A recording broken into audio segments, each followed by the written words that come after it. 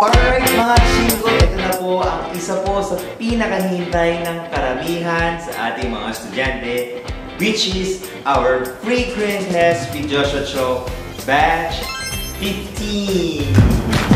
So, kung kayo po ay interested at gusto po mag-join, kindly comment here, Batch 15. Bago po tayo magsimula ay gusto ko lang pong sabihin sa inyo that this is a teaser and an announcement para po makita po natin kung gaano po karami ang mga interested sa darating po na ating free Korean class. Before we open from batch 1 to batch 14, nagkaroon po tayo ng iba't ibang way of class of how we conducted from basic, intermediate, and advanced.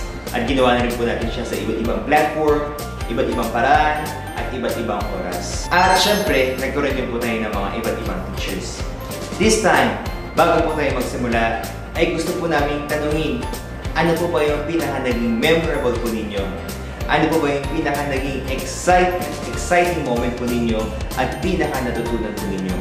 Before we start, we would like to gather your ideas, your comments, and suggestions para alam po namin kung paano po natin pwedeng i-upgrade itong batch 15. At para po mas maraming mga students ay mas maraming makasali at makapag-enjoy dito sa ating free Korean class na ito.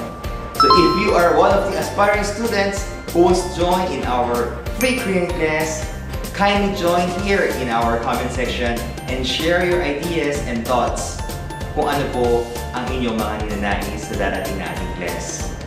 So ayan mga chinggo, I'm very happy and willing to wait for your comments. Kita-kits po tayo sa ating batch 15. Bye-bye!